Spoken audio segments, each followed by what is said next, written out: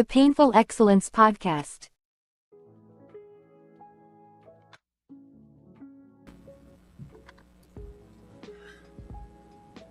Absolutely.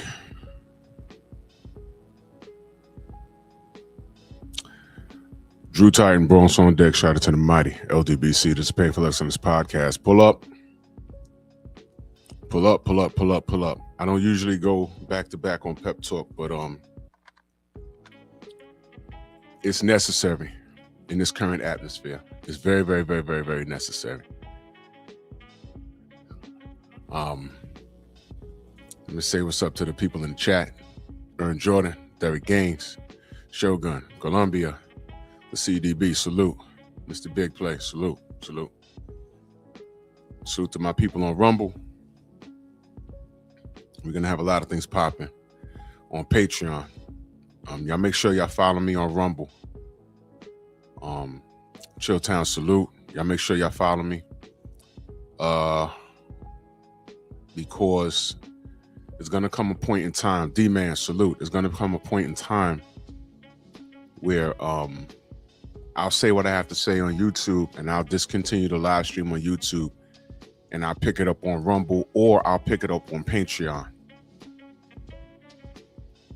Because, you can't say certain things about certain situations. Because what I've learned is that people that oversee our content, they're human like everybody else. But what happens is they're in positions of power. They could be a part of a certain community. They can have a difference of opinion, political opinion, and that's where it gets very tricky. They have the power. We used to say power of the pen, but in this era of social media, or just the technical era, they can do what they want. I appreciate that, Mr. Big Play. Salute. Trill Will, my brother, salute. So yesterday I made a comment, pretty much the moral of the story. Bionic Prince, salute. And by the way, this is why I asked y'all to hit the like button, hype the video, and share it. It takes 2 seconds to click that arrow next to the thumbs up button and just share it and just say, we outside. Universal truth, salute. Yesterday, the moral of the story was Black Americans, whatever they got going on in Minnesota with the Somalians and, ICE, it's not your business. We're not being deported. And whoever they're looking for to get out the country, that's not our business. Because a lot of people they're kicking out the country, they were pro-Trump, whether you believe it or not. Not all of them were, but they were pro-Trump. And I know it's messed up. We got a lot of people that are here legally, but they might have been born somewhere else. But you guys need to understand why we're sitting out. Because historically, the Black American has been disrespected, and we weren't only disrespected by white people. And I'm going to prove that this evening. Jeff Sparks, salute. Snoop, salute to you over there in Rumble. I'm going to prove that to you this evening.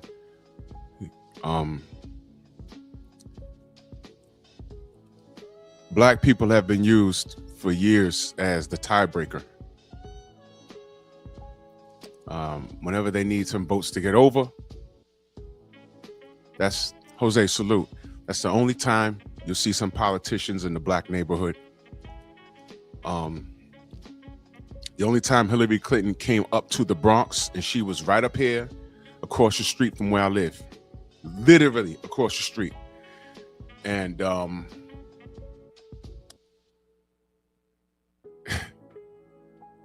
other than that, I don't see her. Nice guy, salute. And salute to you in Rumble, salute. The Clintons had something going on in Harlem. I mean, that's a political tactic, man. You don't have to sugarcoat anything with me. You don't have to play into who you think I am. You ain't got to talk about, I clean my collard greens in the bathtub, all kinds of weird shit that I've heard from a lot of people. Look, just tell me what you're going to do for the country, what you're going to do for, if you're not only for the presidency, but if you're running for a local congressman, just tell me what you're going to do for the community, what you're going to do for the kids, what you're going to do for the neighborhoods. We have problems. What are you going to do for it? Look, I don't care what race, culture, or creed you are. Just tell me what you're going to do for me. You ain't got to come up to me and dapping it up and start trying to talk like me. You ain't got. That's actually insulting. That's insulting. All right. Tay, good evening. And I'm not as sharp politically as my brother Troy Will in the chat is, but I'm no fool either. So yesterday we had a Asian brother come in, and he was. I invited him to come hang out with us this evening. I don't know if he'll show up or not, but his stance was he thinks what they're doing to the Somalis are wrong, and you're entitled to that. And he pretty much supports them, and you're entitled to do that. But what I don't, and I'm not saying that this young man, I don't know how old he was, I didn't ask, but I'm not saying that he was doing that yesterday, but what I've been finding is that there have been other ethnicities looking at Black Americans like, why aren't we rolling in the street and forming like Voltron to protect them? And that's when I let them know, obviously you're not educated on the lack of unity on their end, because I just said, I have roots in the South. Brother Reef, salute. I have roots in the South. I have family in the Midwest. I have family in the South. I can count on one hand how many times a white person called me a nigger, on one hand, and I'm 50 years old. Guess who's called me out my name and told me to go back to Africa and treated me like crap more than those crackers? It was the others. There was foreign Latinos. It was Asians. And it was Euro white people with accents, English accents, Irish accents, that have called me out my name. Okay? More so from them. Indians from the Middle East.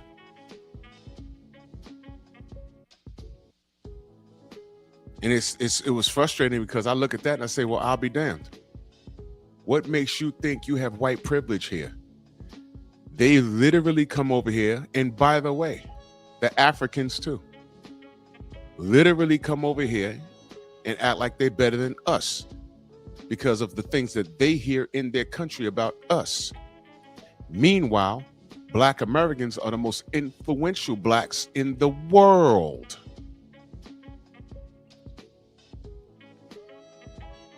The most influential.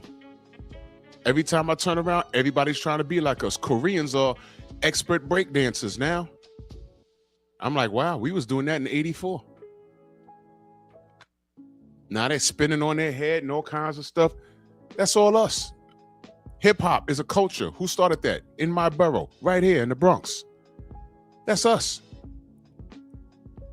Rap music, that's us. Now they rapping in Japanese and Russian, Yugoslavian. That's us. That's us. Those Somalis that have systematically juiced the system out of millions of dollars, that's not us. Because you see, us as Tariq Nasheed calls it, foundational Black Americans. I like that term.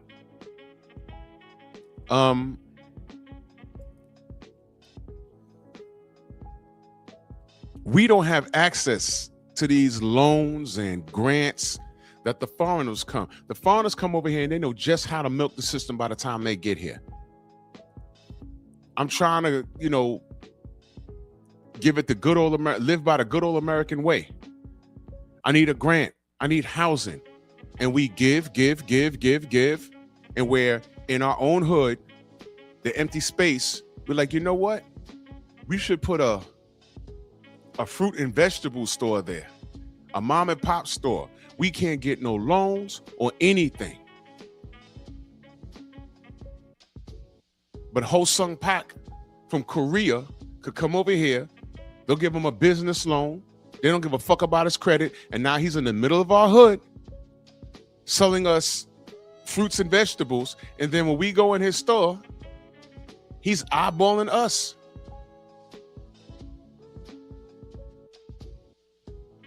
And then we can't get no loans. We don't have access to the same things that America gives them access to. So they come in here thinking they're better than us, and they got the nerve to call us lazy after we done built this country for over 400 years. We worked for free for over 400 years. And now we're like, no, you got to pay us for what you owe. That's why we talk about reparations. That's why we talk about systematic racism. We talk about how the CIA put guns and drugs in our neighborhoods. That was all proven. And then first when they go from denying that it happened to, okay, it happened, then they go to, you didn't have to sell the drugs. Well, guess what? The whole neighborhood didn't sell the drugs. It was a handful of knuckle draggers. And some of them were CIA plants. LeRon in the building, broken tradition, salute. Some of them were CIA plants themselves.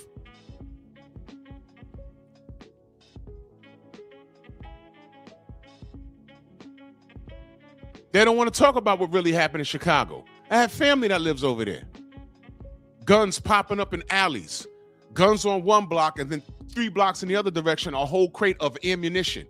How'd that get there? Kids running the street with firearms that weren't sold at gun stores. Enoch, salute. How'd they get a hold of military-issued firearms? How'd that happen? They were put there. Rod Neal, salute. So all of these things we have to deal with. And when we ask for a specific bill, we get laughed at. The pandemic comes through. A few Asians get beat up. And just like that, they get a fucking bill.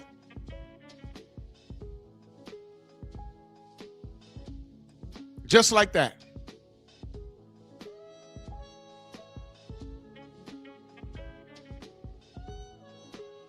Bionic Prince, salute.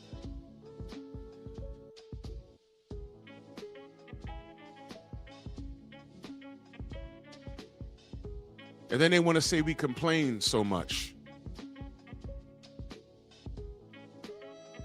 So this elderly man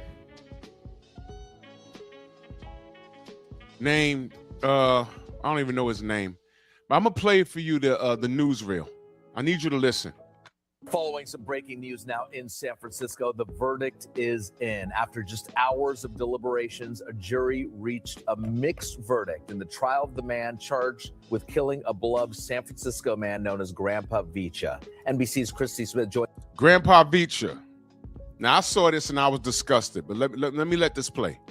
Is now in the city. Christy, Vicha's family members, I believe, shocked by this verdict. What can he tell us?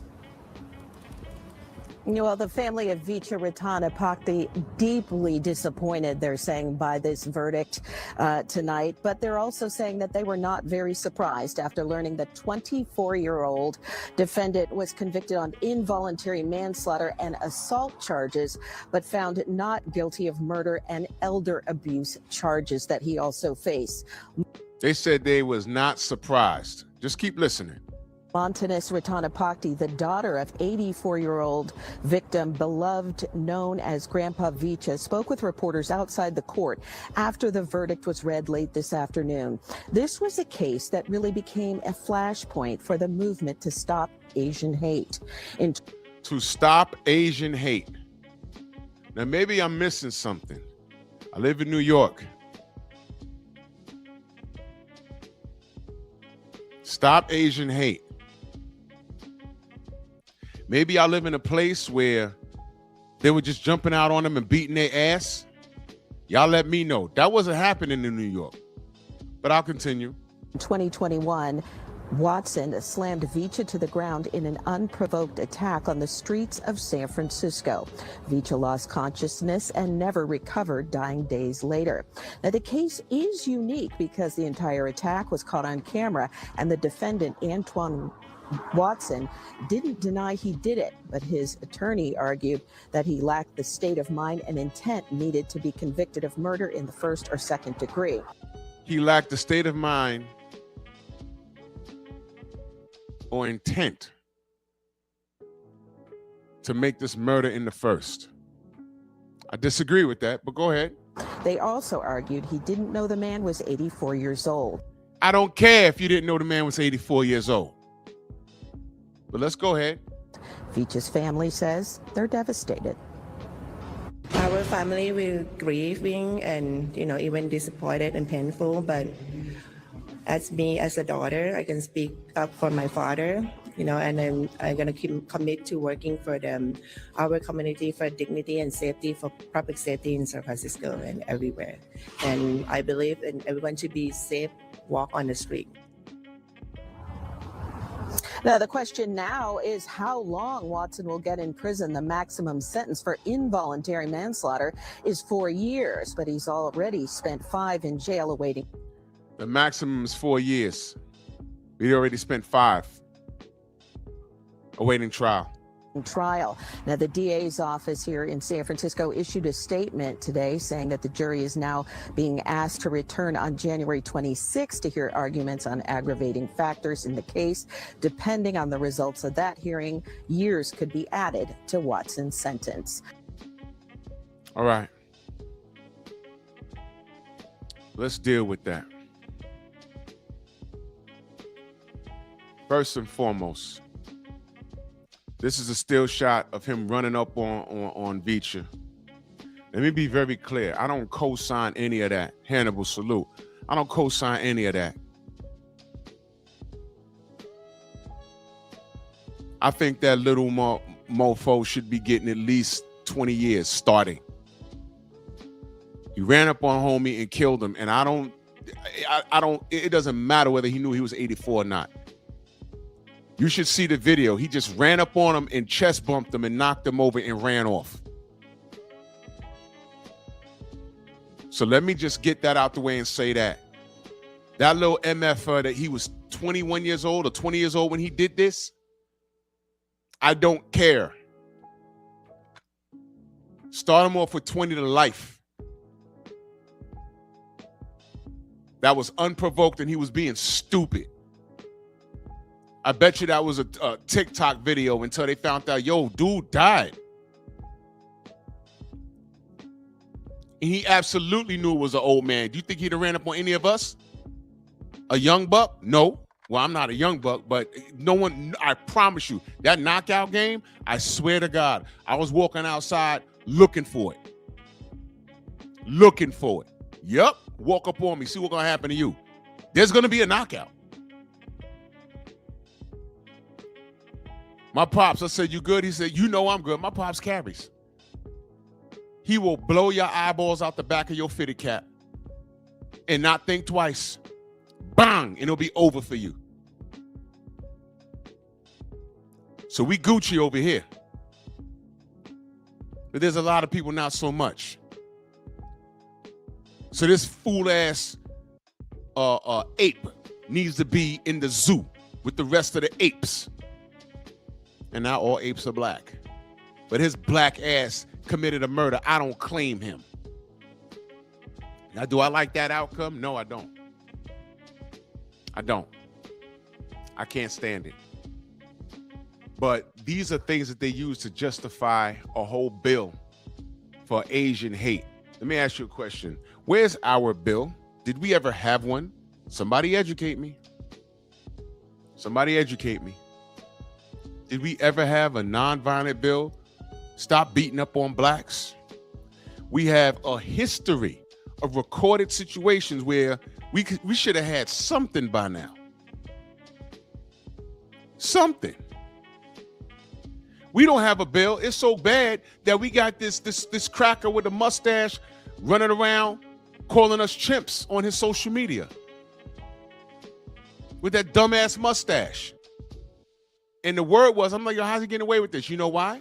Wherever he was doing that, he lets the people know that he has a firearm on him before he puts his camera on. I don't know if it's a concealed carry or where he's at, where it's a public carry, an open carry.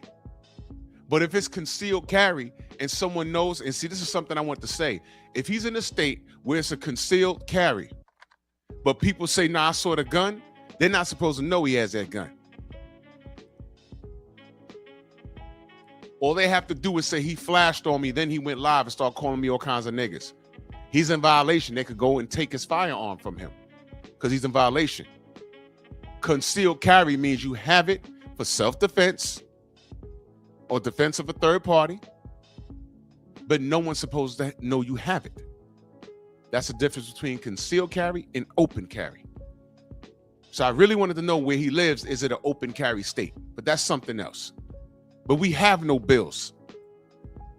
You ask any Asian who stands on that bill and uses what happened to Grandpa Vicha as a reason, saying, see, we need this because y'all do this. No. We don't do this. That monkey was an animal. I don't claim that clown.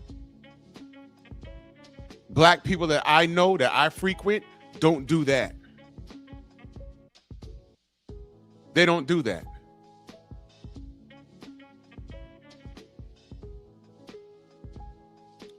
So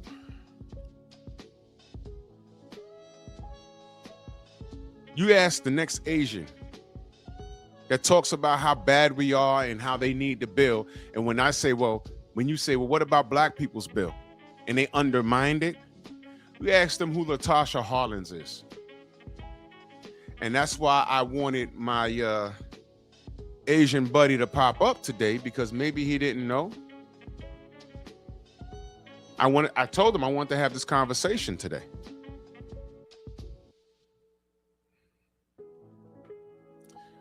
Who does not know who Latasha Harlin is? Who doesn't know?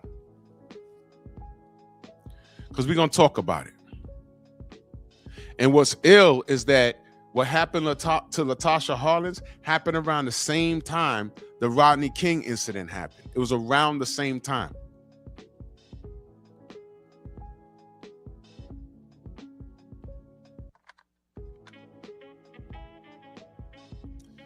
I'll read it to you. Latasha Harlins was a 15-year-old African-American girl who was shot and killed over a $1.79 bottle of orange juice in a liquor store in South Central LA, March 16th of 1991. I was in high school when this happened. The incident involved a confrontation with the store owner, Soon Ja-do, a Korean woman who shot Harlins in the back of the head. Now, if you shoot someone in the back of the head right away, what does that tell you? What does that tell you? That means they were walking away or running away.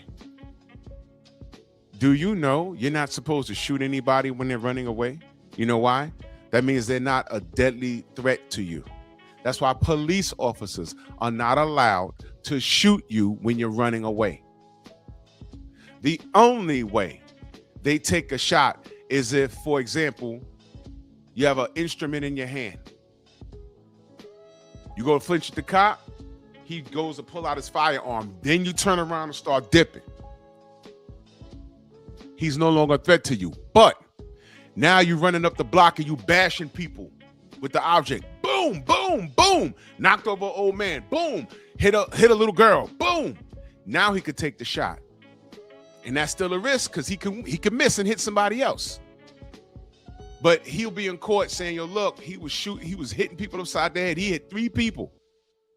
So I had to stop him, and he was 20 feet away.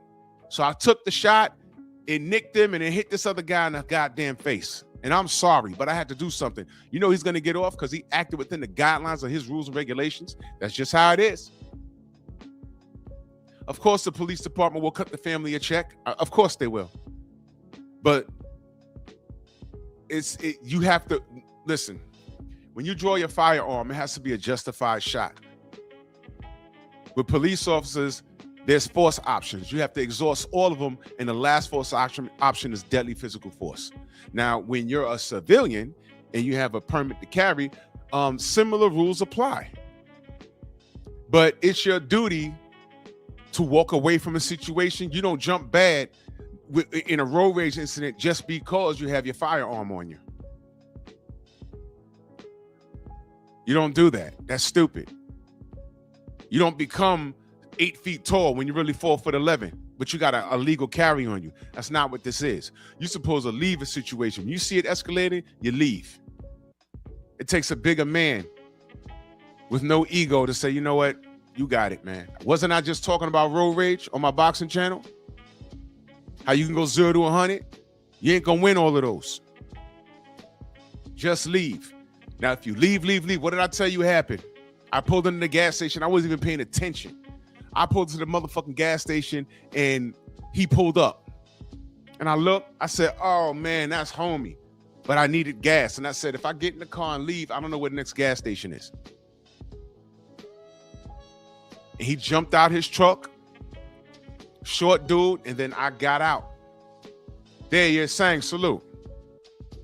And I got out and he was like, I told you, he was like 5'4", 5'5".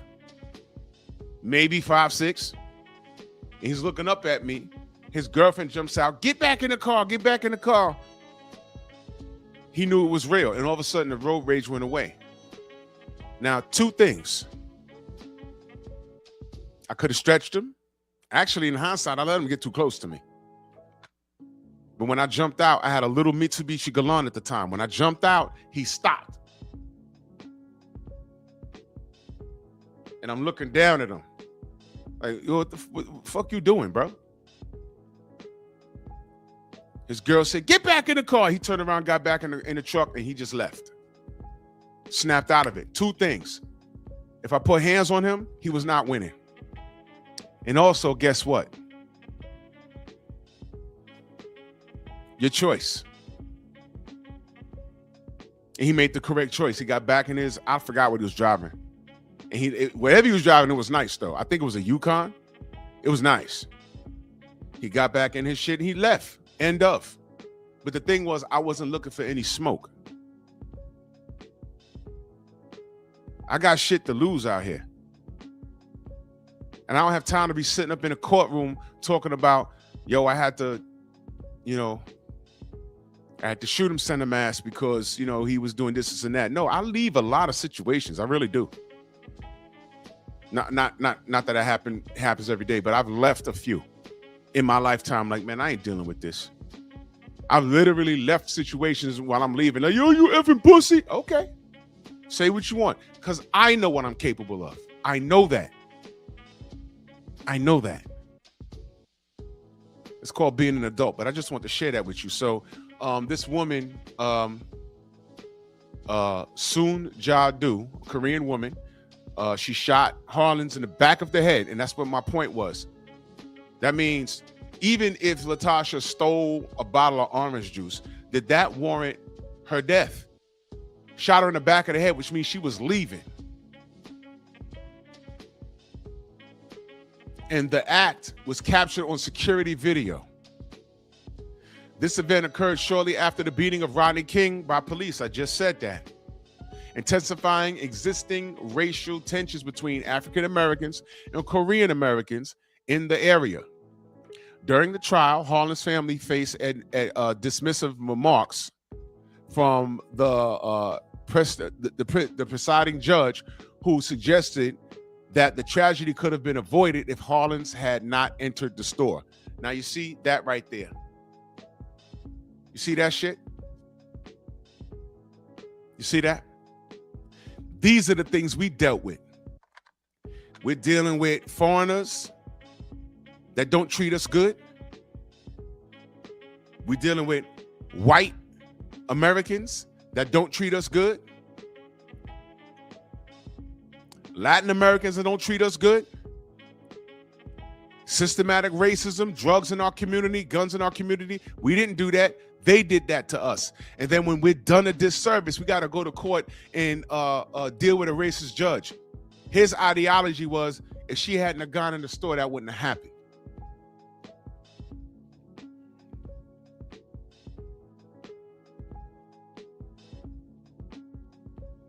Exactly, Jose.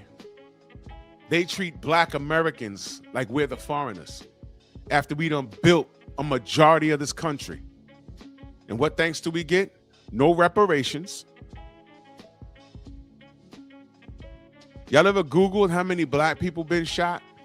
Unarmed by police, unarmed black people been shot and killed?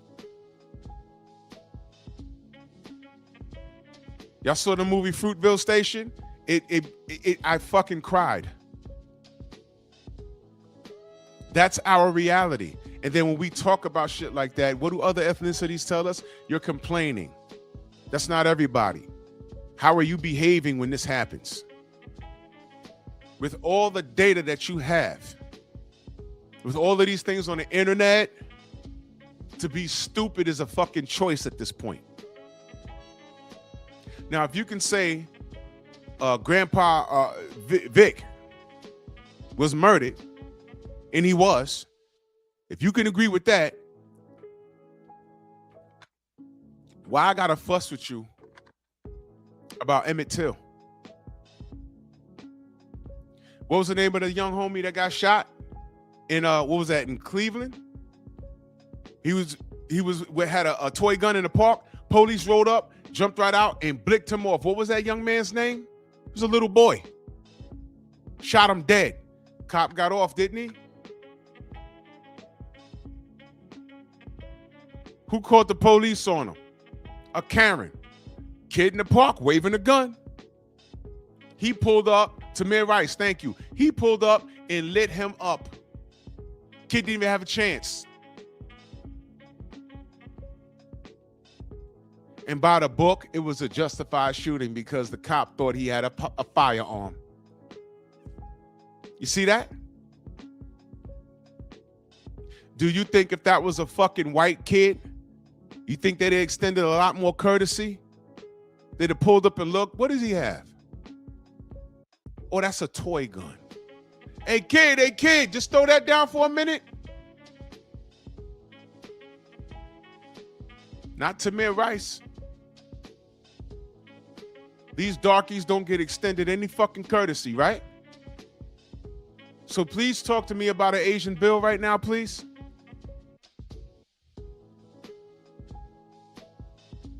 Everybody hates ICE.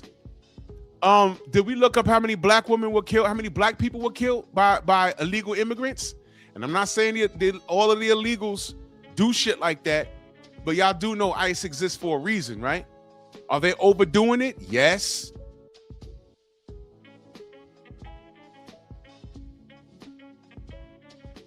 Now, Song, don't worry about it, because you know what? You didn't do that. That woman did that. You didn't do that. That's like, you know what I'm saying? I'm not apologizing. You new here, brother, but here's what I say. Every nigga in jail is not Nelson Mandela. Some of these niggas need to be in jail.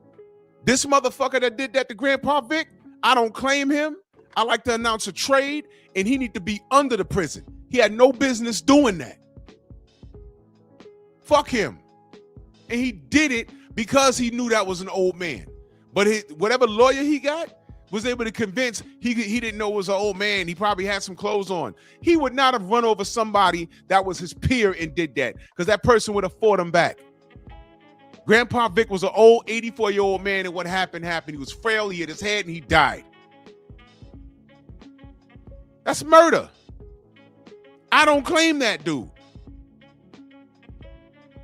I don't claim him. I hope he goes to prison and some Korean gang beat the shit out of him. That's what I want for him. I hope they beat him every day so bad that he can't take it and they have to have him on suicide watch. I don't claim this motherfucker. But on the flip side, yeah, I'm talking. My community doesn't get extended that same courtesy at all. We don't. We don't. We can't even get reparations. Where's our hate crime bill? We should have been there, had that since the early 1900s, man. What are they going to tell us? Oh, man, you guys got emancipated. That's all you need. I literally hear these crackers tell me, oh, there's no more racism. Y'all had a black president. What the fuck? For 8 years, Obama was fighting for everything he tried to get done. They fought him every step of the way. They fought that man.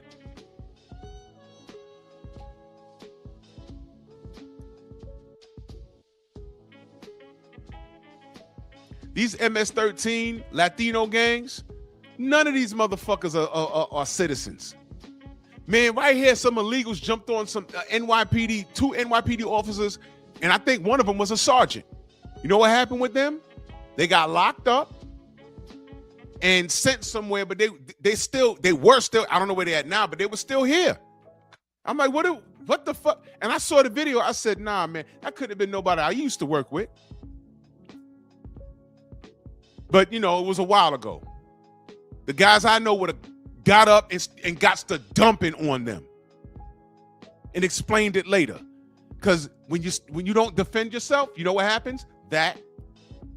And all of those illegals thought it was cool.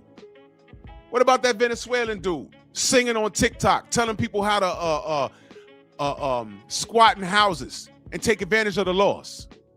This is the shit we was dealing with. And we're looking at online like, yo, what are we going to do about this? You mean to tell me if I go on a month-long vacation with my family, and the day I leave, one of these illegals break into my place, and I come back 4 weeks later, and I'm like, what are you doing here? Get out. They have rights? No, listen, how about this? I ain't calling the police. A Bronx tale. Now you can't leave. They will be chained up in the basement. Storm me in the building. They'll be chained up in the basement. Now you can't leave. And when I do decide to let you go, you better not say anything.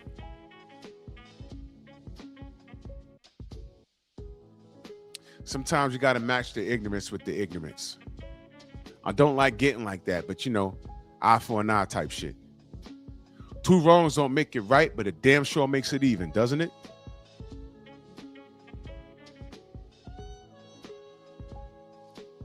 Oh, I know, Brother Reef. I saw that.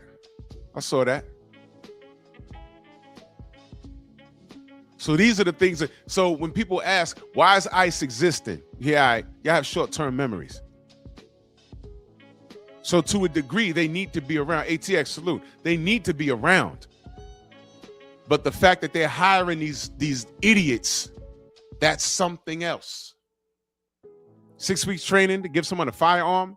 No. No. Absolutely not. But anyway, back to what I'm talking about here with this person. The judge pretty much blamed the dead woman, the dead teenager, Latasha Harlins. It says Soon Jadu was convicted of voluntary manslaughter but received probation, a verdict that sparked outrage within the African American community and led to increased hostility towards Korean-owned businesses. Here's how you handle that. They set up shop in your neighborhood. Bankrupt them. Don't spend a dime in there. You ain't got to burn them out. Don't shop there. Don't shop there. It is your right to protest in front of their store. You ain't got to touch them. You put up picket signs and say, don't shop here. The motherfuckers in here killed that little girl. Shot in the back of the head in cold blood. Don't shop here. That's it. You bankrupt them. Because I don't see all these fruit and vegetable stores. No black person owns these fucking places. And we should. But we can't get no bank loans. They let the foreigners come here legally, and they open them shop in our neighborhoods. And then when we go shop there, they look down on us. Y'all remember Menace to Society? Y'all remember the opening scene? I feel sorry for your mother. What you say about my mama? Bang. Y'all don't know how powerful that scene was. You know why? Shit like that was happening all around the country. Not the murder part, though. I told y'all the story about the Korean store around my way. I know I shared this before, but it bears repeating because it's all relevant. For years, there was a Korean store across the street from my crib in a little shopping center. All right? Used to be a short Asian lady with a Korean lady with black hair and glasses, whatever. Every morning we went in there to get our school, candy, lemon heads, the Charlie Chans, the blow pops, whatever the hell, quarter waters, all the stuff that probably gave us hypertension and diabetes today, right? Now me and my black and brown friends were going there.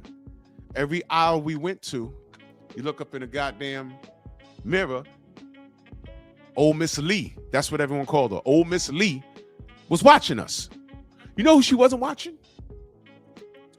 My boy Larry, my boy David, and this other chick named Sophia. Sophia, she was Irish, she had red hair. We paid for everything we ever went in there and bought. And when we got to the cashier, she would always be screaming and cussing at us. Where you want? Come on, you have to go to school. Where you? Hurry up, hurry up. My 3 white friends will walk right out the door. And she's pushing the stuff. They didn't want to give us a bag. We just got used to it. Just grab your stuff. Oh, go. Get out. When we got to the hill to go to school, they pulling out big crates of orange juice. My boy Larry had a whole pack of Oscar Mayer bologna, opens it up and starts throwing it at us, frisbee.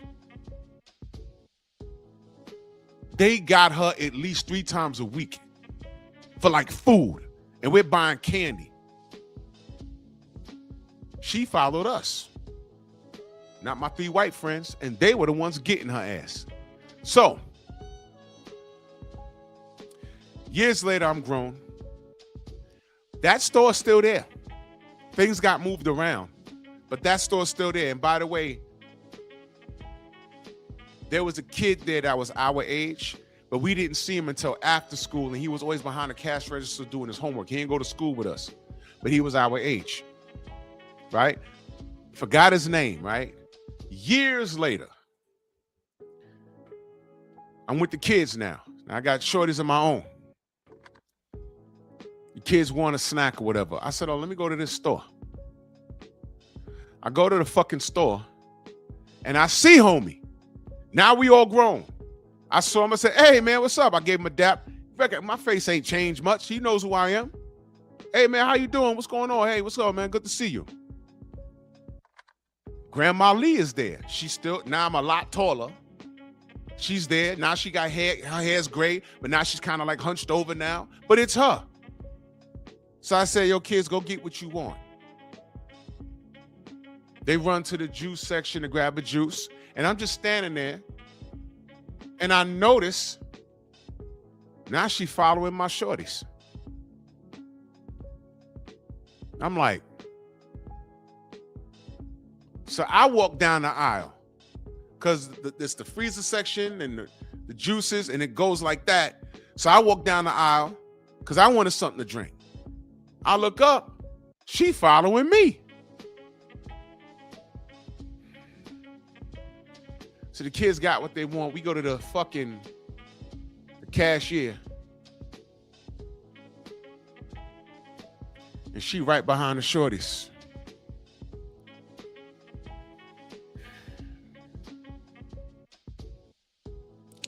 So I look at homie. And I said, bro, listen. I put the stuff on the goddamn counter. Yeah, saying it's in NYC. I live in the Bronx. I put the shit on the counter and I look at her and like a robot. Now she got Coke bottle glass. She looks up at me with that same mean face. I look at him. I said, bro, I ain't buying this shit, bro. I said, come on, man. It's 30 years later. She's still doing this. And he kind of like smirked like, yeah, yo, listen, bro, I understand. And he started talking to her in his native tongue and she snapped at him. Look, I don't know if she caught niggas stealing in there. She never caught me. I live in a community. Why the fuck would I do that? Everybody in the community goes there. None of my black friends ever stole from her. I can say that. 3 of my white friends, one lived in San Francisco, the other one moved to Florida, and we lost track of Sophia. By the time we got to junior high school, she was, 6th grade. I don't know where they went. They gone. I never stole anything from that woman. But you know what happened? I was conditioned. I'm gonna go to that store. I've been going there since I was a kid. Oh, she's following the kids around. I just normalized. And I said, whoa. See, before when I was younger, I thought I didn't have a choice. And I really didn't. But that happened a few years ago. I was like 41, 42 when that happened. I was like, no. I said, you know what? And I left the shit there, and homie understood. You know why? I'm not the person that did that shit. I said, man, no. I said, bro, I can't buy nothing from here, bro. And I dapped it up with him, and he understood. And he started talking to his grandma. Hey, don't, whatever they were talking. I said, bro, man, I'll catch you later, man. And I left. Kids was like, Daddy. I said, no. Listen. We went to the supermarket. I got them some juice. I bought some plastic cups, and they drank it from there. I paid a little extra for it. I didn't care. You're in my fucking neighborhood, been making a living here for years. That store's open because of we're Patreons. And you treating me crazy. I'll have none of it. Take your ass back to Seoul. Don't let me find out you was from North Korea. What? Why are you coming to my neighborhood treating me crazy? Now, there was a other Korean-owned store, and that guy sold odds and ends. He sold like hats, T-shirts, toys. He was mad cool.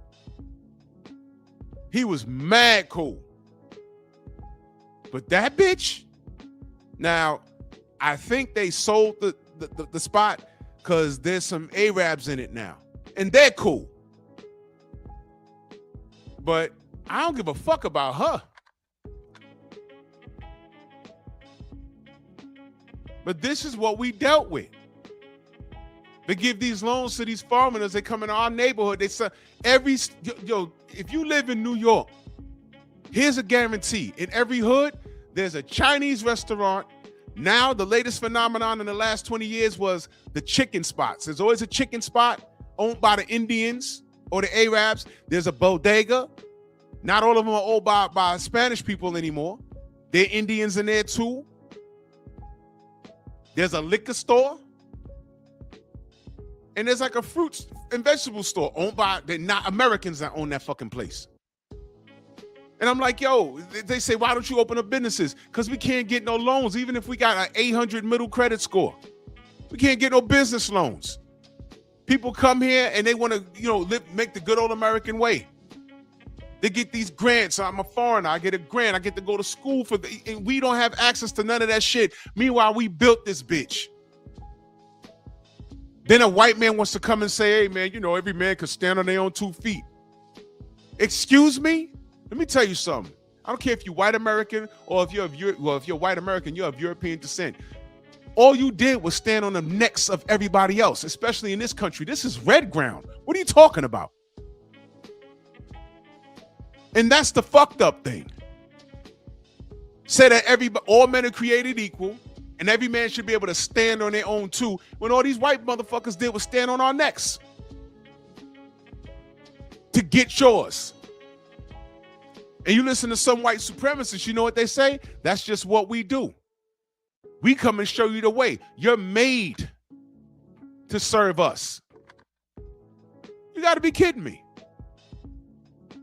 And that's what it is to be white in this world. Hustle a fucking country and then mystify the whole process as if everyone else is lazy. And what's messed up is you get other ethnicities that come to America and they develop that mindset. They come over here, black Americans bad, black Americans and bad. So these goddamn Somalis, they look down on black people. That fool that was on there talking about somebody broke into their what is it? Somebody broke into their daycare and stole the paperwork. Who the fuck breaks into a daycare to steal paperwork? And they were like, look at his glasses. I said, I don't know what you're talking about. Come to find out he had like $2,000-$3,000 frames on his face. And then they found his Instagram. He's in ripped jeans in front of a Mercedes-Benz with rolls of money up his arms with his buck teeth out. In the club. Somalians don't do that. You know who I've seen do that? Black Americans. So you hate us, but you love our quote-unquote culture. And guess what? I don't celebrate that culture. That's a handful of ignorant niggas that do that. Flashing money. Remember that little thing they were doing a couple of years ago? That was like every now and again, you know, these classless kids, you know, they get a roll of money and they start counting it in front of the camera.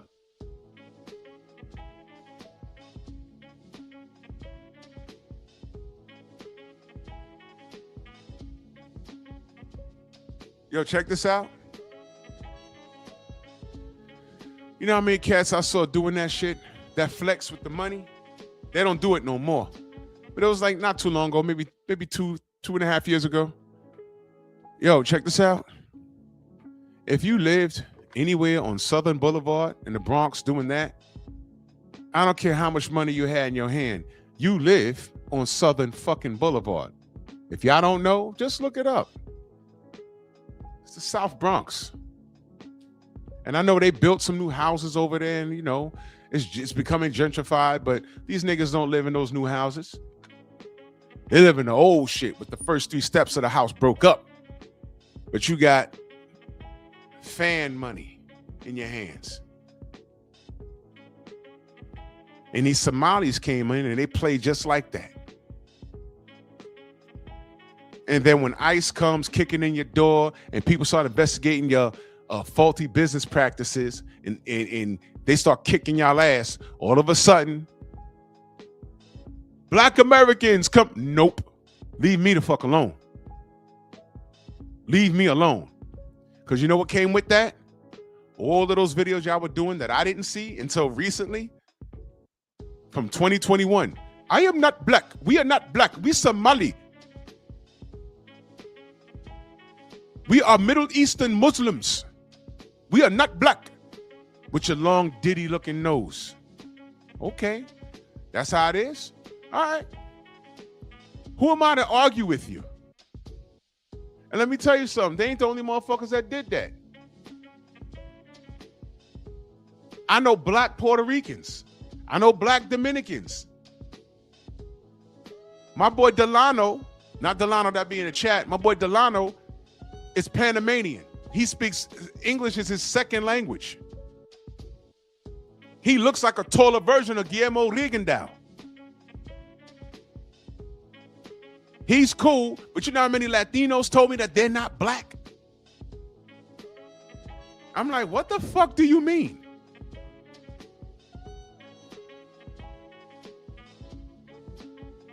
What do you mean you're not black? No, man. No, man. I mean Dominican, man. Oh, my God. We doing this? All right. You go ahead. ICE is in Washington Heights right now. Right now. What's Washington Heights? That's a Dominican neighborhood. Amsterdam Avenue. Washington Heights. That's a Dominican neighborhood. Good luck. Right now, they in their crib practicing because they're proud of their Dominican English accent. They're proud of that. They're proud of that. Right now, they're in their house trying to get rid of it. I just saw a video of a Latin dude with a dreadlock wig talking about ICE is in my neighborhood. I got to act like I'm black now. Good luck.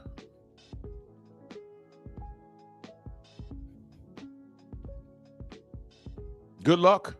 ICE could stop me all day.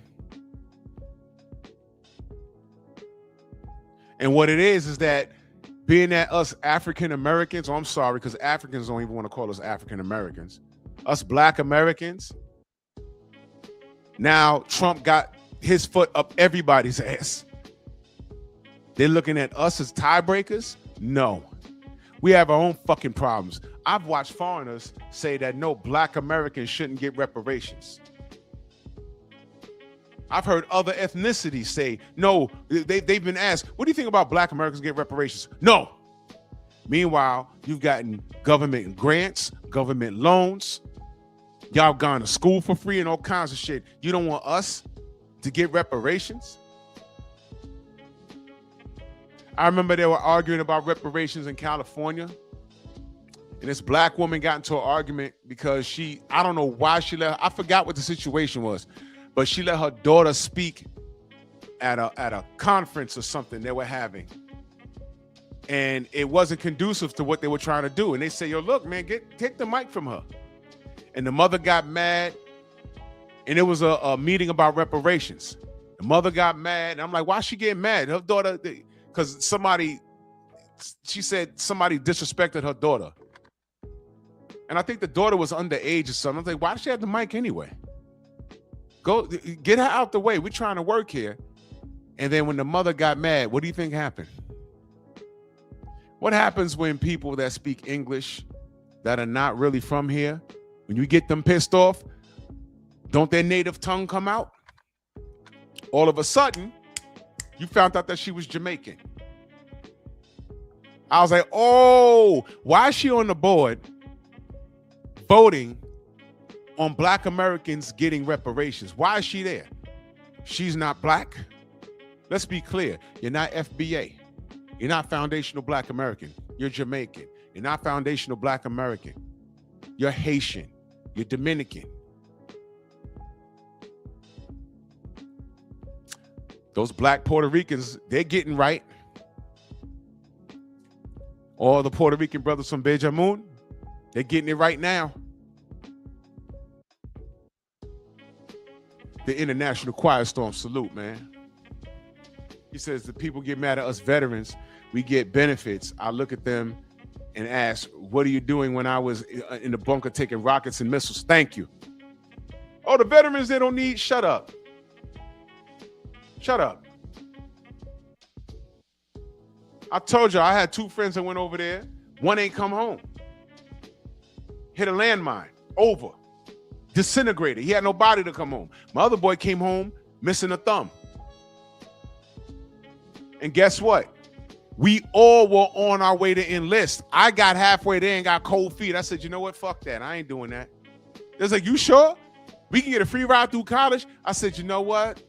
No. I'm gonna go ahead home. I'm gonna go to the club tonight. That's what I did. And you know what happened later on that year? Desert Storm. I ain't talking about Tim Bradley. I'm talking about Bush #1. The first Iraqi war. And my boys end up going down there. See? And I said, oh my God, what the fuck? Chickened out. I'll tell you straight up. So I don't beef when veterans say we need this, we need that. Give it to them. Give it to them. They deserve it. I think veterans, they shouldn't have to worry about food or housing. And since we have the technology of cell phones now, they shouldn't have to worry about food, housing, their internet bill, or their phones. Or the government should pick up those 4 things. And that's it. Pick your carrier. Give them the best carrier. And thank you for your service, International Quiet Storm. Thank you. They shouldn't have to pay for any of that. Food, clothing, housing, internet, cell phone. 5 things that should be free if you serve this country. That's it. Anything else on top of that should be extra. Niggas over there eating rockets and you want to deny them shit? Get out of here, man. Give them everything. But anyway, back to this situation.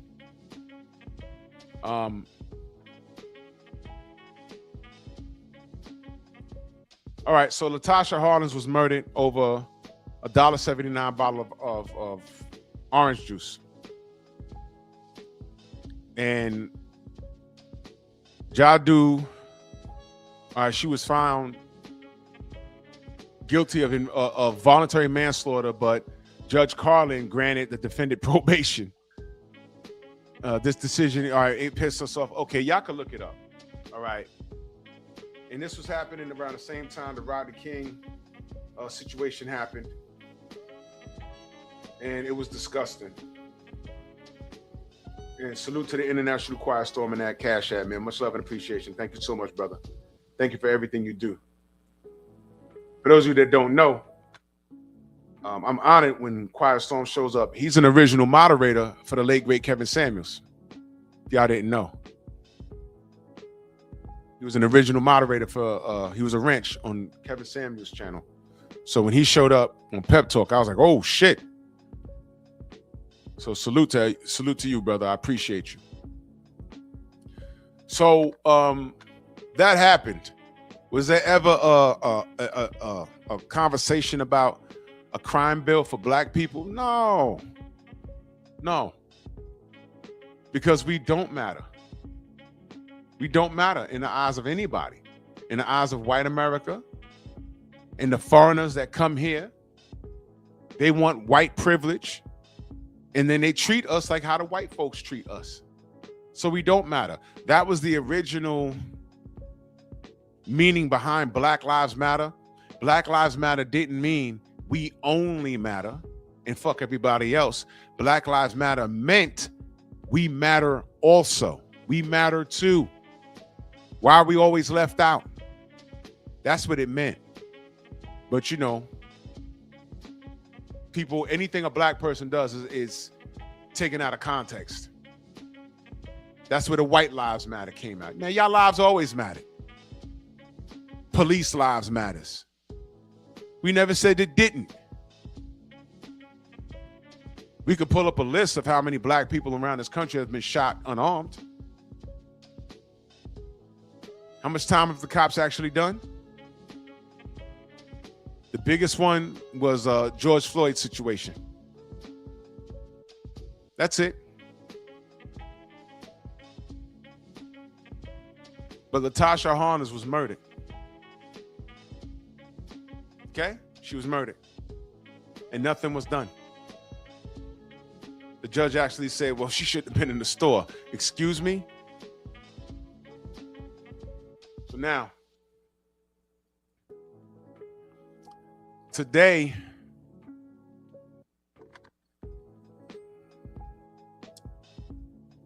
I just did some research because I can go on and on about all of this.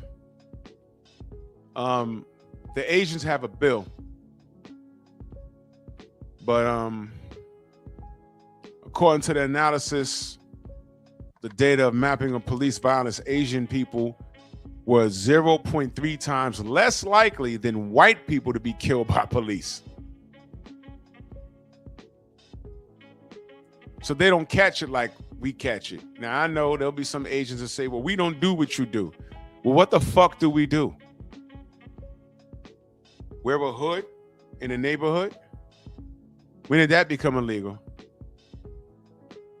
How often in the 90s were Asians stopped, questioned, and frisked during the Giuliani era?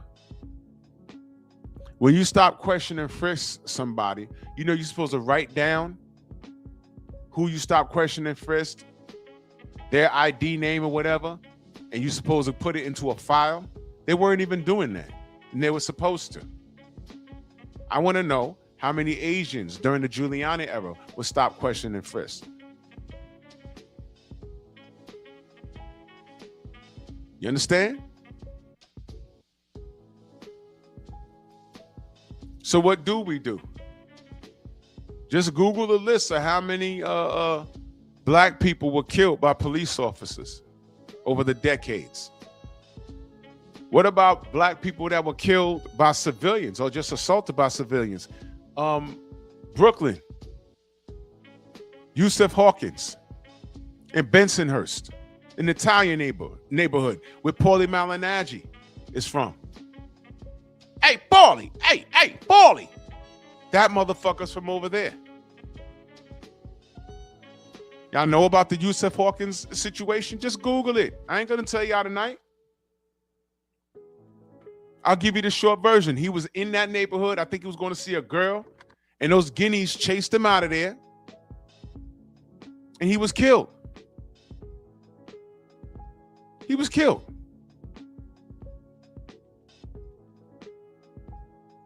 And why is it that every time something happens to a black person, they say, well, what did we do? The Crown Heights incident. What did you hear happen with the Crown Heights incident? What did you hear happen? Because I could tell you what happened. But what did you hear? A lot of y'all not even in New York. But what did you hear happen in the Crown Heights incident?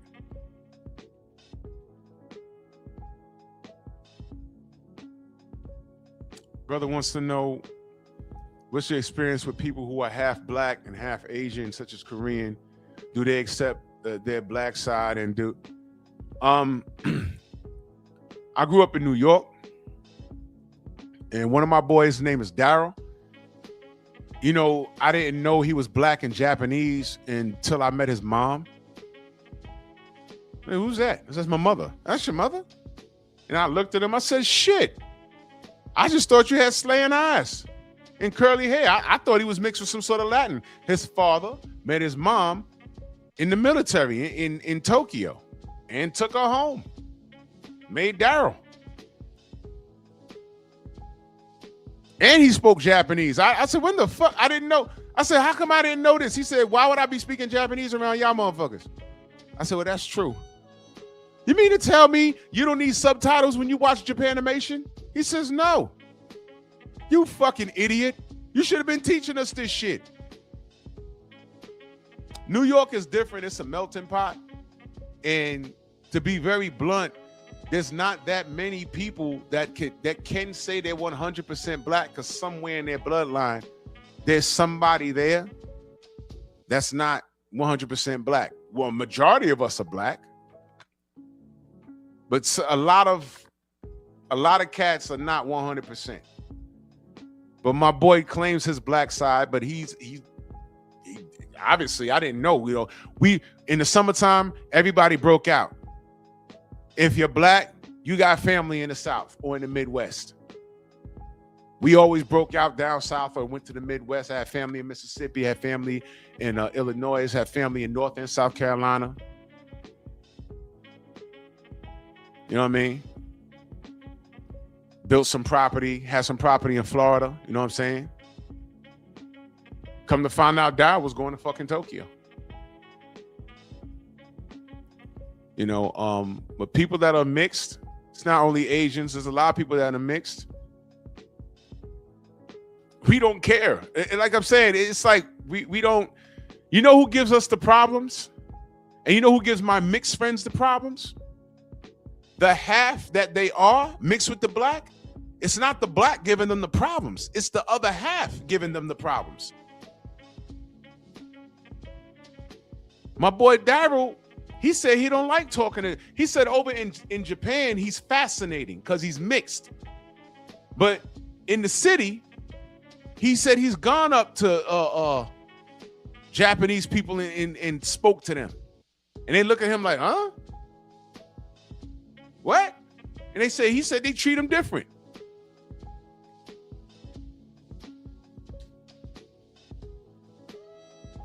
I got Italian American friends that told me I don't like dealing with Italians that come off the boat over here. They look at me funny.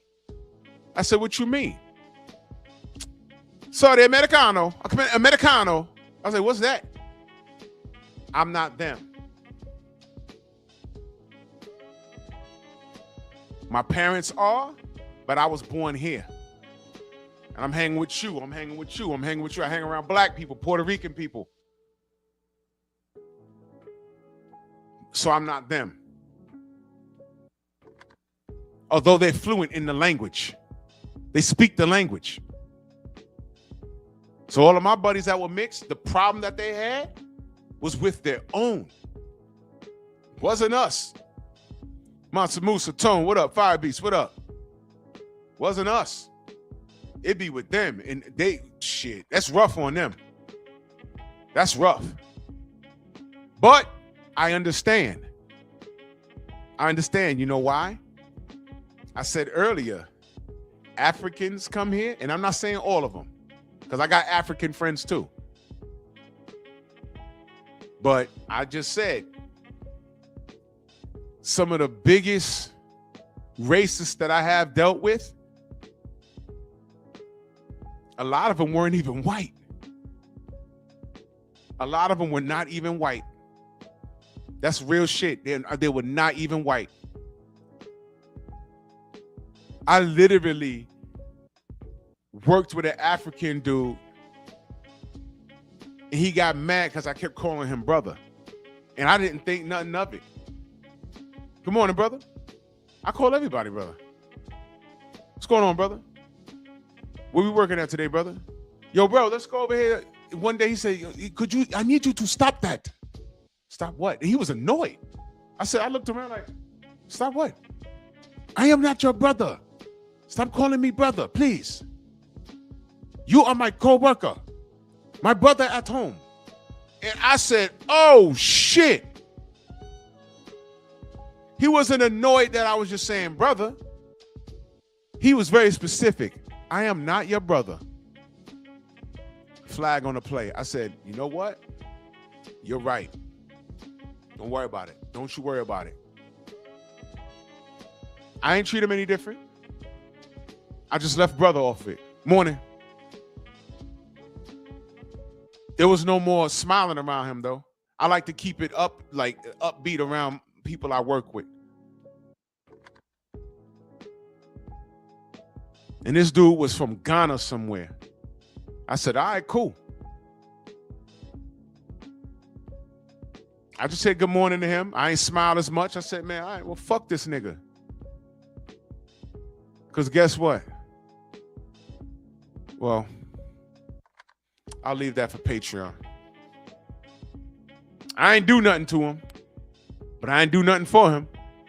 And I'm going to tell you this. In the 90s, Halloween would be kind of wild out in the streets. In the 90s, it's not wild like that anymore, but in the 90s, you know, if you wasn't about that action, you might want to be in the house at a certain hour on Halloween, because the goons will come out.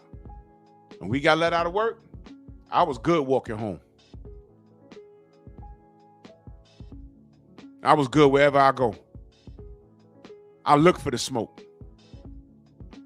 That's just how I was. And where I worked, I used to work at a Kmart. That wasn't far from where I lived. I was walking home. He had to walk to the he had to walk to the bus. And he ain't make it. They closed up those doors. I was like, all right, I'm walking. Those goons ran right past me. As a matter of fact, one of them said, yo, what up? So it was one of these young niggas that lived around my way. So they said, what up to me? I looked. I knew they weren't coming for me. They ran right past me with the Freddy Krueger mask and the Jason mask. And I kept walking. All I heard was, oh! And they chasing him around a lot, tackled him, put shaving cream on him and threw eggs in his face. They ain't beat him up. They violated him, though. I just turned around. Yeah, have a good night. It's not like that was my brother.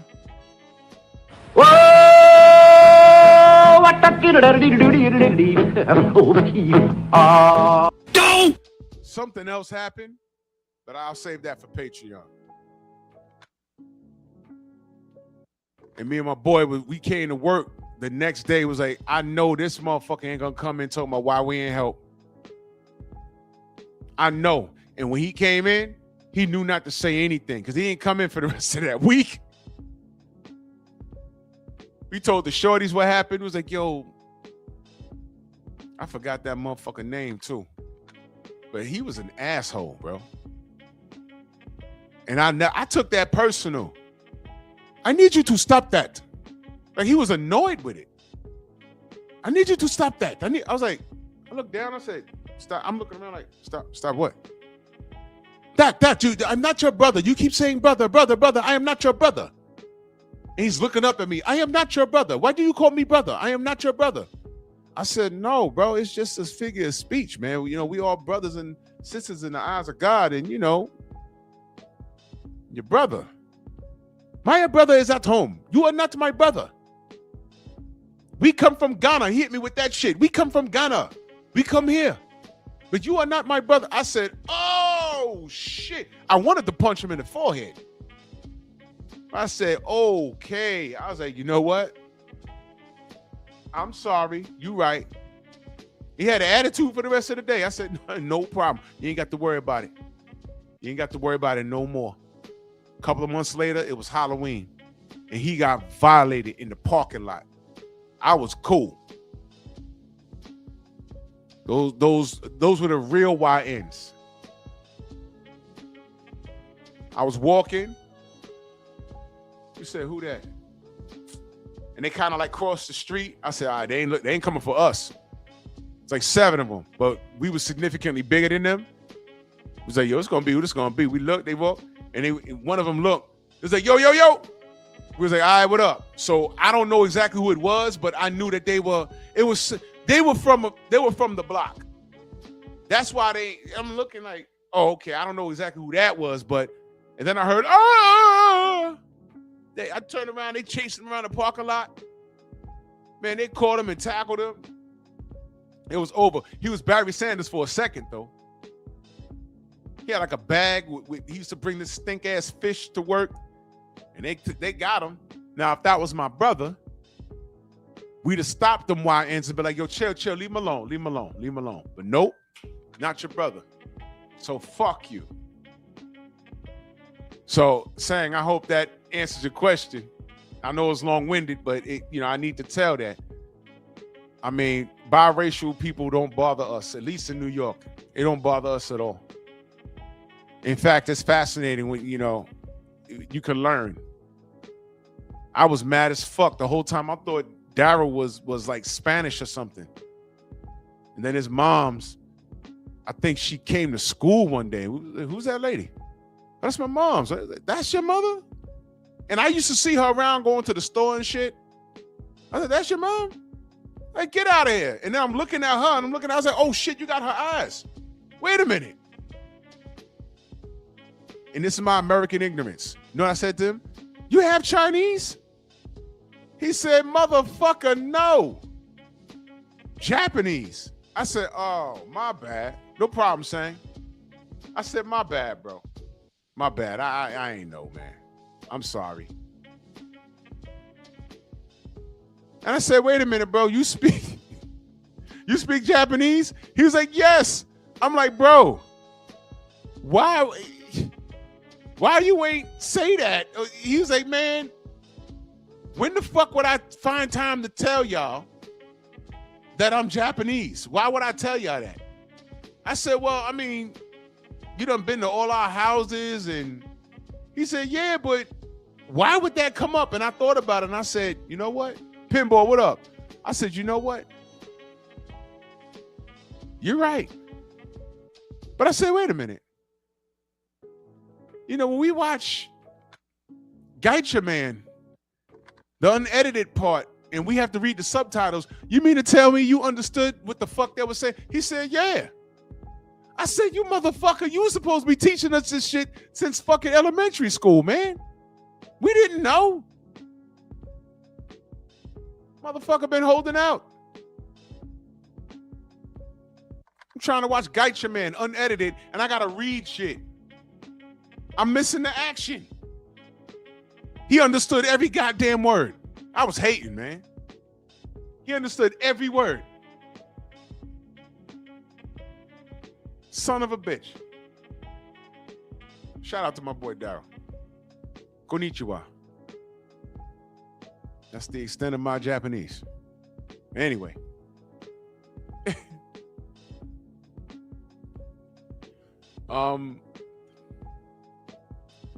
Something else I want to go over, and this is very important.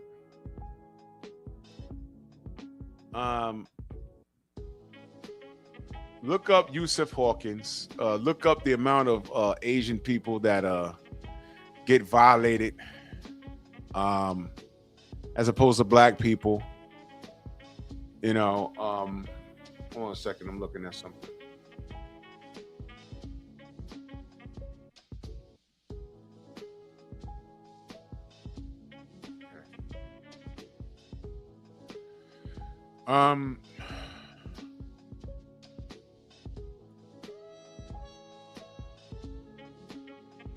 Black people, Rod Neal, salute.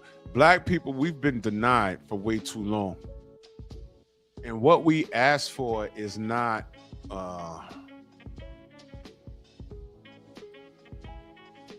it's not unreasonable. Here's what I'm gonna share with y'all. Most of you know it, some of you don't. I know a lot of you know about the Black Panther 10-point program.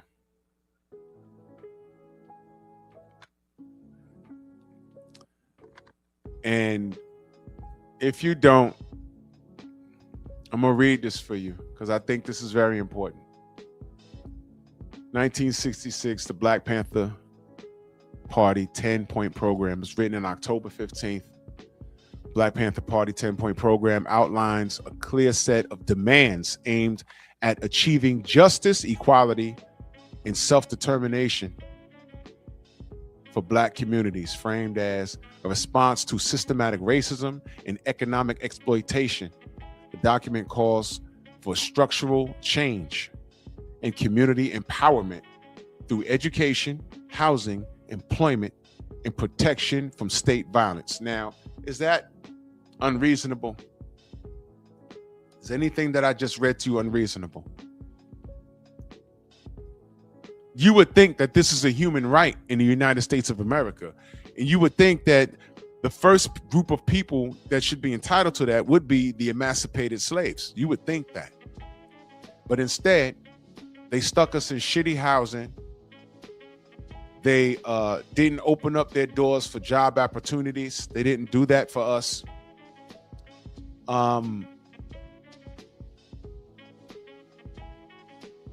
They really tried to get rid of us. They put drugs in our neighborhoods. The Tuskegee experiment. Prior to us, they did, well, during us, with Native Americans, the Trail of Tears. I mean, these Euros that came over here, they really did a number on the Black and brown people on this soil, didn't they? But this is what we demanded. Number one, we want freedom. We want power to determine the destiny of our Black community. We believe that Black people will not be free until we are able to determine our destiny. A white person will read that and say, well, what the fuck do you want? What do you mean? Determine our destiny. In any of these points, there's nothing in here in reference to slaying white people. I always said, y'all better be glad that we just want equality and not revenge, because listen, y'all have done enough. Y'all have done enough. But at this point, we're not animals. We just want equality. Let's go to point number 2. We want full employment for our people. We believe that the federal government is responsible and obligated to give every man employment or guaranteed income. We believe that if the white American businessman will not give full employment, then the means of production should be taken from the businessman and placed into the community so that the people of the community can organize and employ all of its people. I just got done telling you that we couldn't get loans. There could be an empty lot and you could want to open up a parking lot. The bank won't give you a black ass loan, even if you have A1 credit. They'd be like, well, I need some sort of collateral. You want this $50,000. I need to know I can get that back. But meanwhile, the foreigner can come in on a government grant and get that lot. And now you got to park in a lot and pay Bunty from Bombay, India. All we want is a fair shake. We can't get loans or nothing. And then the foreigners come over here with these government assistance programs and then look at us like, why can't you do it? We can't. We tried. And then you build up shit and put it in our neighborhood and we got to shop from you. Give us the opportunity to do for ourselves. I'm sorry, when we did do that, y'all dropped bombs on our head. It's called Black Wall Street. There were several of them. There were several.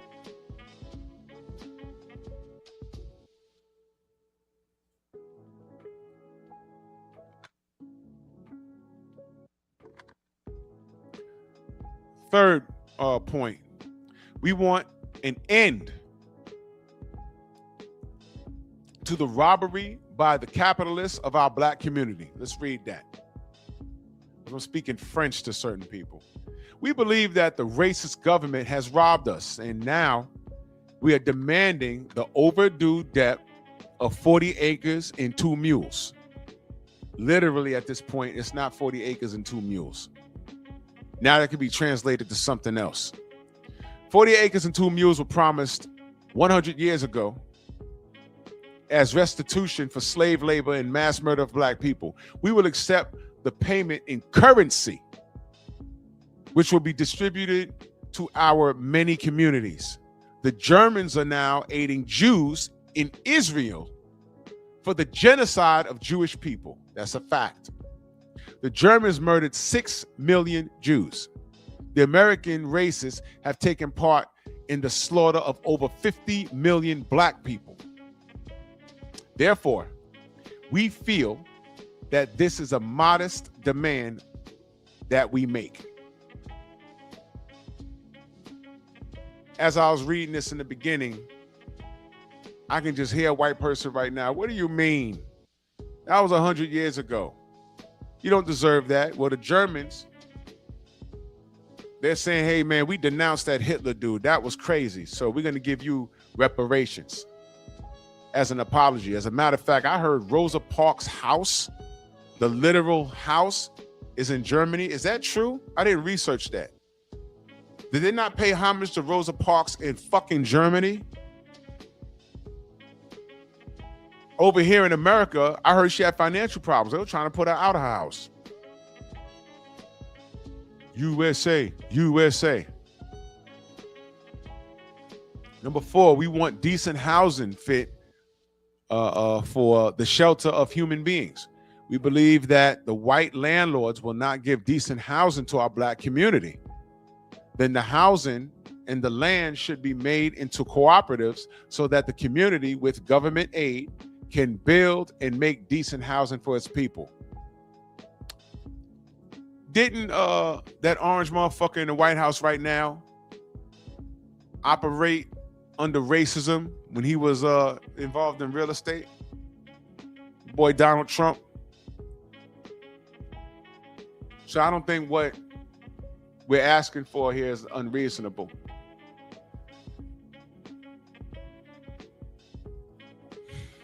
Number 5, we want education for our people that exposes the true nature of this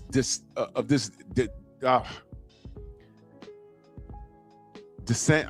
I'm sorry, it's late, y'all. Descendant American society. We want education that teaches us our true history and our role in the present day society. We believe in an education system. An educational system that will give to our people a knowledge of self. If a man does not have knowledge of self and his position in his society and the world, then he has little chance to relate to anything else. Now, here's why that's important. Here's why that's important. I need you guys to pay attention.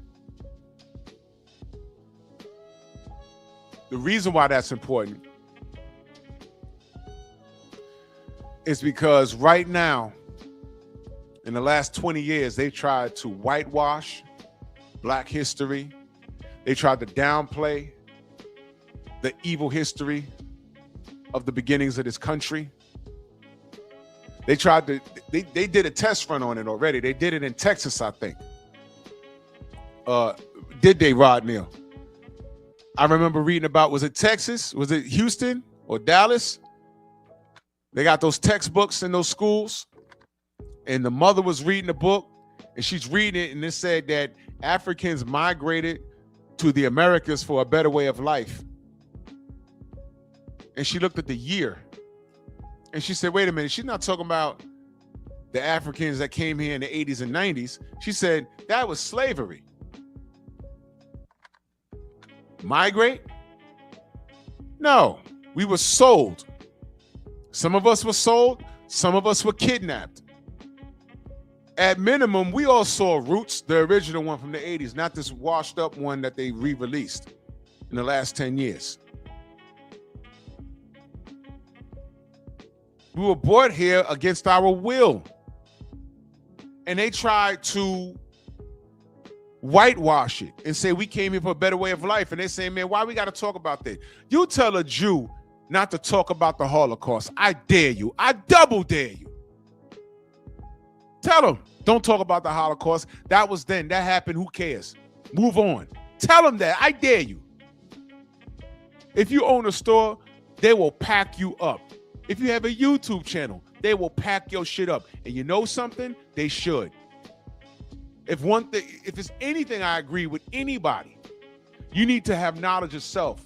If you're German, if you're Argentinian, if you're Black American, if you're African. Africans are the most diluted people on this planet. Why the nose are shot off on a Sphinx? Oh, they said corrosion. That shit just don't happen.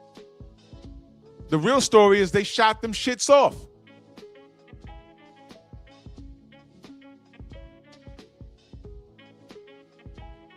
Whoever the fuck, Napoleon, whoever the fuck, some cracker went down there and got jealous of the structures and shot cannons and shot the fucking noses off. They didn't just fall off.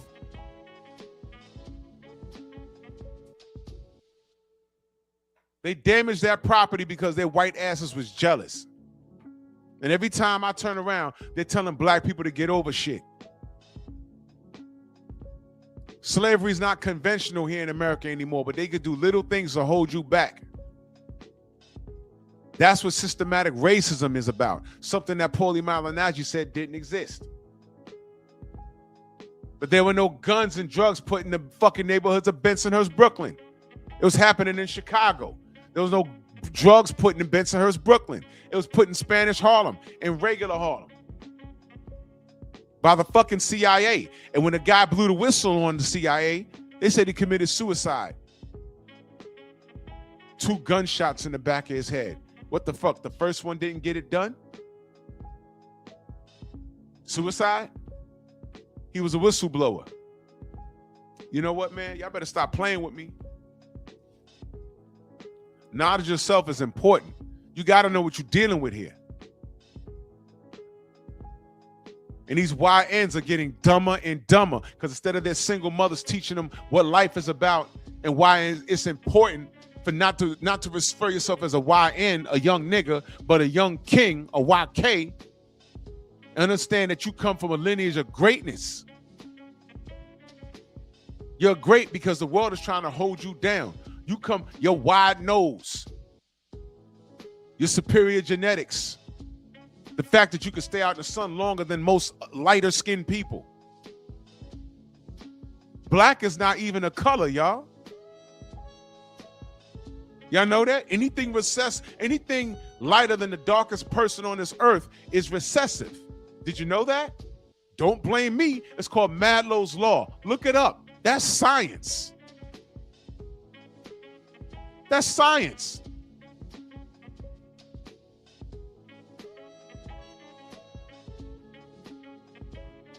Black's not a color. Hazel eyes. You see a dude with hazel eyes. That's a genetic defect. There's a group of people in Australia that are my color and darker with nappy hair, but guess what? They have a genetic defect that although they're my color and darker, they got like blue eyes, green eyes, and blonde afros. If you put them in any city in America, you'd have thought that they dyed their hair and wear contacts. No, it's a genetic default. They call it a defect. Not to say that they're handicapped, but they refer to it as a defect. Black's not a color.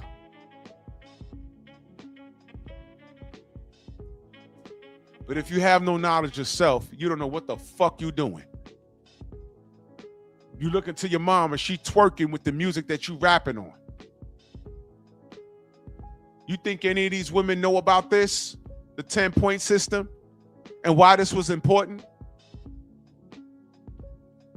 But they can tell you every fucking Cardi B lyric. Number 6, we want all black men to be exempt from military service. This is what they wrote. We believe that black people should not be forced to fight in the military service to defend a racist government that does not protect us. Now, you know something? This was 1966. The atmosphere was a lot different back then. It was a lot different back then. Y'all saw what they did to Muhammad Ali. Because at some point when you lived in the ghetto, you felt that your only way out of the ghetto was, you tried to go to college, but some of us couldn't afford it. And you went to the military. Because in New York, you thought that getting a city job was like, you didn't know how to do it. And back then it was a buddy system. Every cop, you see all the movies, the cops were Irish. And the sergeant, his nephew was a beat officer, and grandpop was a lieutenant. It was a buddy backslapping thing. So you had to go through a lot of red tape to get that job.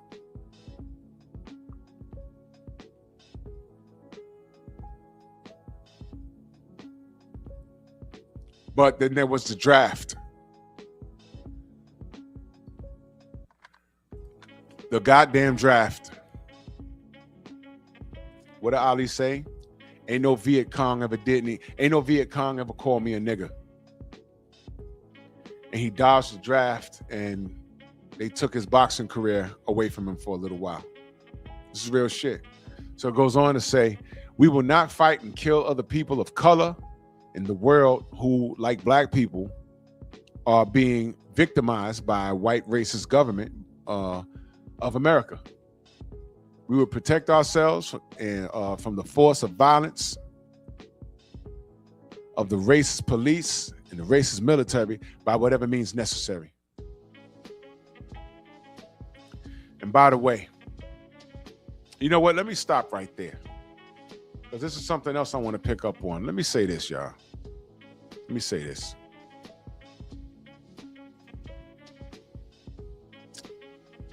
Let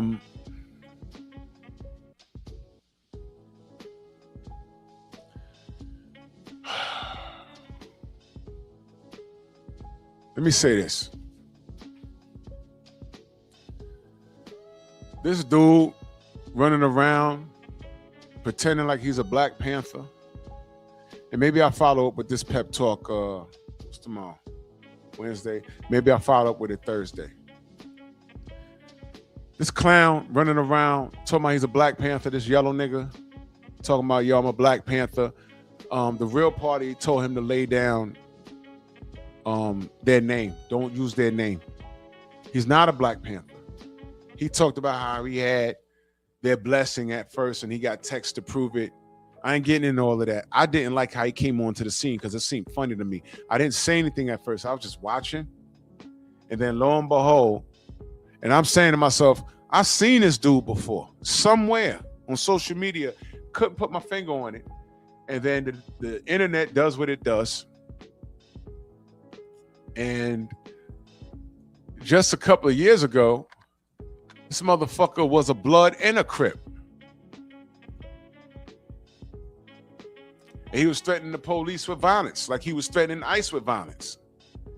That's not how we do things. We're more diplomatic.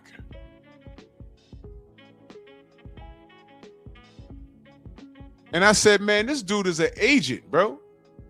I'm talking CIA. What he was trying to do was get people riled up so that niggas across the United States could pick up arms and start assaulting, because, you know, like it or not, ISIS law enforcement start assaulting them, shooting them out the window, all kinds of stupid shit for them to start changing laws that affects black people. And what's the cost of that? He ain't never got to worry about a paycheck in his life. And when shit hits the fan, he'll disappear. Or they'll say, oh, we got him, we locked him up. And he'll be somewhere in one of the Cayman Islands or wherever the fuck it is now. He'll be living in Maldives. We're going to deposit 20 grand in your a bank account per month for the rest of your life. We just needed you to get the goons started. That's why y'all can't be running behind everybody. It sounded noble, right? But how many dudes are just looking for a reason to turn up? But I'm going to say this to y'all. When you lead with violence, don't be mad when you get what you asked for. And you got to understand, I don't know what state he was in, but I didn't like his message. And if you ran behind him, which is what he was looking for, and you're sitting, you got 3 of your friends or whatever, or 3 maniacs to start picking up guns and walking around and threatening law enforcement, something going to happen sooner or later. Is he going to be there for you? No, he'll hear about it and he'll give a farewell to you, and we're going to stand in the pocket for Brother Johnson, and we with you. Is he going to put any money on your commissary? Is he going to come see you? If your spine gets severed by a gunshot wound, is he going to pay for your hospital bill? Because some niggas are real stupid. And I said, what he's doing is unsafe. I don't know what's with this dude, but I said, why he look familiar? And then they played that video. I said, this was a nigga. One side of his jacket was blood. One side of his jacket was Crip. And he was just blood cripping it not too long ago. Now he's a Black Panther. And I'm so glad. What was it? Bobby Seale's daughter? No, was it Fred Hampton? I forget. He has a relative that was on social media, and she said, we don't know him. We don't claim him. He's bugging. He's bugging. Exactly, Brother Reef. COINTELPRO. You got to be careful following behind people, especially when they lead with violence. It's not like what the point system said. We will defend ourselves by any means necessary. Defend. That's all you got to say. This dude was talking about literally blowing a hole in somebody. I said, what is going on with this guy? Huey Newton's niece. Thank you, Snoop. It was Huey. Thank you.